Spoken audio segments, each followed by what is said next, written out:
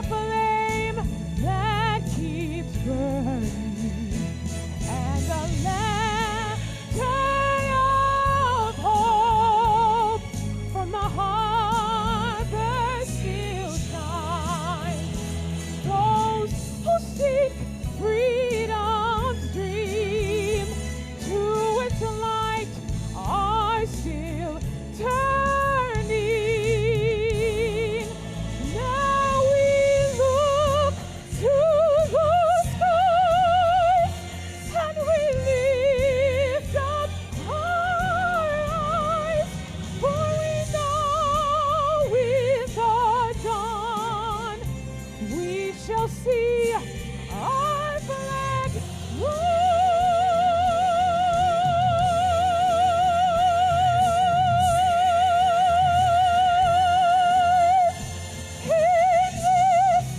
is our star-spangled banner yet waves for the land of the free and the home of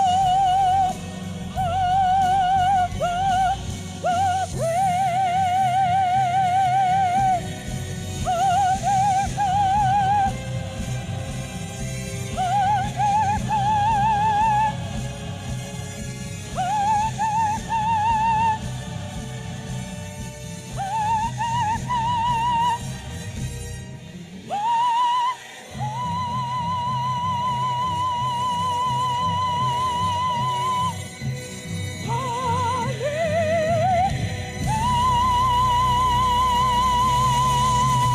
God bless America!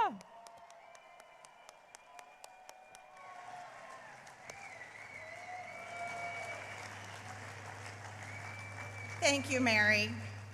The chair now calls on the delegate from Alaska, Peter Goldberg, who will lead us in the Pledge of Allegiance.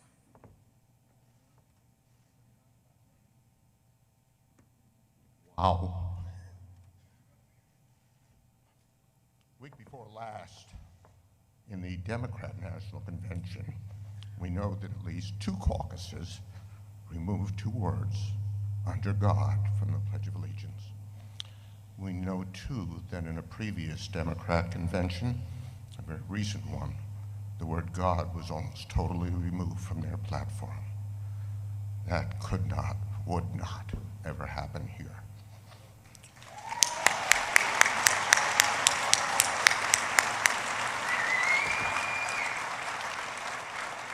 We know, as Republicans, that America must put its full trust and faith in that God in order to do so that every American citizen can have the blessings of security, the opportunities for prosperity, and the ability to enjoy all of those freedoms that are enshrined in that divinely inspired document, the Constitution of the United States of America.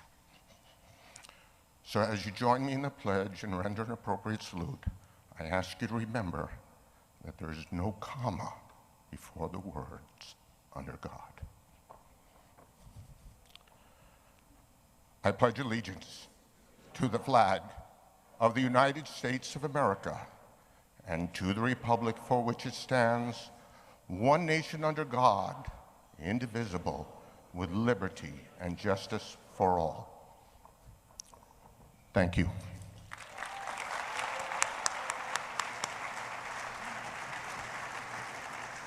Ladies and gentlemen, welcome to Charlotte, North Carolina for the 2020 Republican Convention.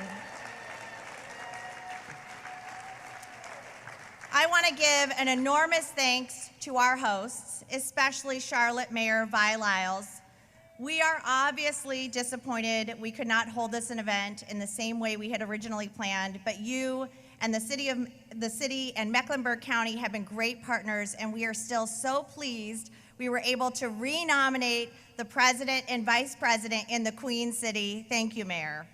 I would also like to thank Marsha Lee Kelly, the president and CEO of the 2020 Republican National Convention, and her entire team. They have worked so hard to make this event happen. Next, I would like to thank Tony Ann DeShiel, the chair of the RNC Committee on Arrangements, and the members who served on the Committee on Arrangements. Tony Ann's leadership was indispensable on the committee, and I would also like to thank all of our delegates, alternates, and guests who are not here with us today. Let us give a huge thanks to them for their service to our party. And thank you to all of you. We appreciate you, and we're thrilled to be with you. I also want to thank our RNC co-chair, Tommy Hicks, who is my partner. For those of you who know Tommy, you know what a great person he is. He works day in and out to re-elect the president, and the committee is so lucky to have him as our co-chair. And then finally, I would like to thank my family, Patrick, Abigail, and Nash. As described in the Rule 37E National Convention Procedures and the Order of Business, to enable the chair to be certain that any motion offered or any demand for a roll call has met the necessary requirements of the Rule 37E National Convention Procedures, the chair would like to put the delegates on notice that the chair must be provided in advance with satisfactory written support of the majority of the delegates from each of the necessary number of states required by the Rule 37E National Convention Procedures. This written confirmation is consistent with our modern practice and precedent during previous conventions with similar announcements. The 37E National Convention Procedures adhere as faithfully as possible to the spirit and letter of the RNC rules that govern the proceedings for a traditional convention, whose principal purpose is to nominate the party's candidates for president and vice president of the United States and provide for the continued governance of the Republican Party's business affairs. Given these considerations, we will continue to follow precedent requiring the necessary satisfactory written support for any motion offered or any demand for a roll call. Also, the chair would like to remind all delegates that the Rule 37E National Convention Procedures require that notification of evidence of written support necessary to present a name of a candidate for the nomination of the office of President and Vice President of the United States must be submitted to the Secretary of the Convention no later than 1 hour prior to placing of the names of these candidates for nomination. For the avoidance of doubt, while the Rule 37E National Convention Procedures utilize the existing RNC Rules 26 through 42 for convention proceedings whenever feasible, any modifications to the rules to govern the Rule 37E National Convention Procedure shall apply only to the 2020 Rule 37E Convention and in no way should be interpreted as constituting permanent changes to the RNC rules. To the extent the Rule 37E National Convention Procedures depart from the RNC rules, they do so by operation of Rule 37E and the limitations imposed by that rule. Out of necessity, caused by the current emergency situation, and based on recognition that substantive changes to the RNC rules and Republican platform should be avoided in a non-traditional convention setting where fewer delegates will be deliberating and participating in person.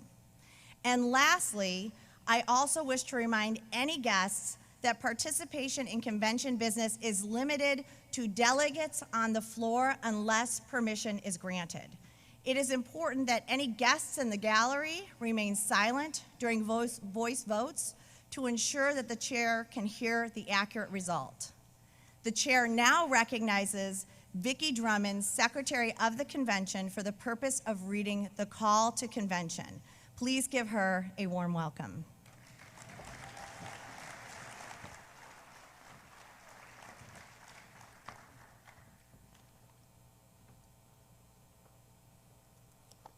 Thank you. The call for the convention. To the Republican voters in the United States of America. In accordance with the rules of the Republican Party adopted by the 2016 Republican